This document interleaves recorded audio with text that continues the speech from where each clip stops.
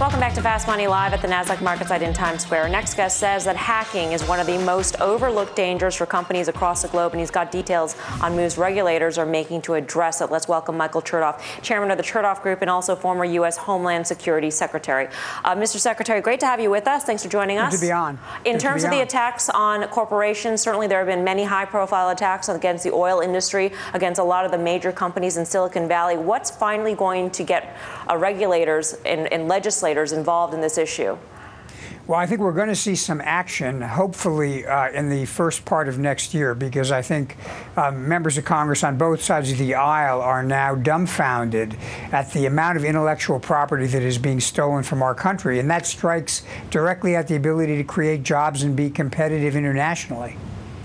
There have been a lot of companies out there, security companies, cybersecurity companies, doing a lot of legwork to try and track who are the perpetrators of these events. Do you think that the State Department's response is going to help in this? Because a lot of the proposed perpetrators are countries like China. Well, one of the challenges, of course, is that many of the hackers and thieves are operating from overseas, and they're outside the reach of our own legal system. You know, there was a recent report by the National Counterintelligence Executive that singled Russia and China as the two countries from which some of the most sophisticated and dangerous attacks come. And it really does become, at some level, a competitiveness issue and a global trade issue. And in terms of competitiveness, there have been attacks on our own Defense Department, essentially. The Pentagon has gotten attacked. Is there any estimation as to how much has been lost and what intellectual property that belongs to the U.S. government is now in the hands of, let's say, China or Russia, for that matter? Well, people have characterized the amount of loss as extending into the billions of dollars, and I've seen open source published figures that talk about literally tens of thousands of attacks against the Department of Defense and defense companies every single day. It's very hard to pinpoint a particular piece of technology, but there have been times when you see an aircraft or some device in China that looks suspiciously like something we've developed in the U.S., and people draw their own conclusions. Mr. Chertoff, a few days ago, we had a day when the stock market went down about 1,000 points in a few minutes. They call it the flash crash. Nobody's been able to properly explain, at least for my benefit, how it happened. Any chance that that was some sort of cyber attack? And if not, is there a chance like something like that could happen again? Do you think our financial markets are properly insulated from something like that? I can't tell you that there's any basis to say this was a cyber attack, but I can tell you that cyber criminals and hackers do focus on financial markets and other infrastructure as well. You have people who are motivated by ideology, you know, the online equivalent of Occupy Wall Street.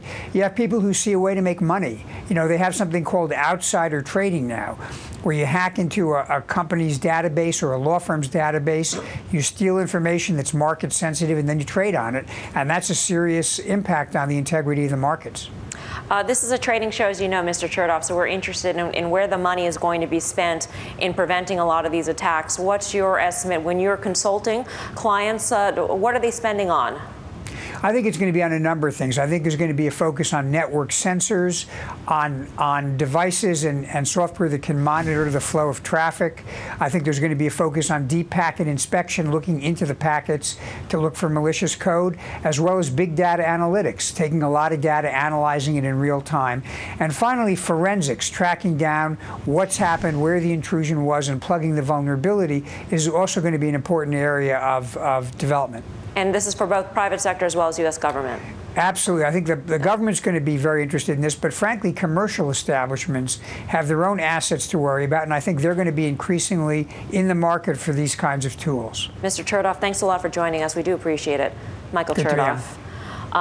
Joe. Well, a couple of names I think you could look to in the space. ITT, that's one name, and then CACI, it's a name that I've played.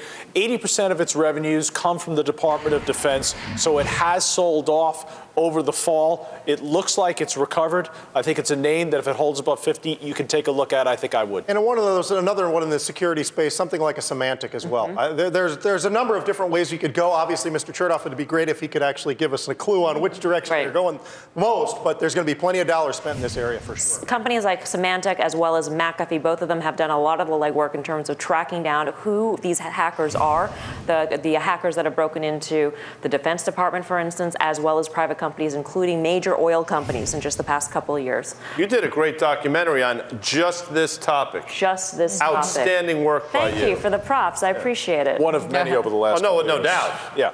Do you have a favorite? Well, of course I do. Do I hear some kissing Porn. noises here from The this side? business of pleasure. I like Coke. Outstanding. Can only see it after 10 p.m. Remember though the security one with the kind of geeky guys, and they were so excited to be with Melissa? That was outstanding. Yeah.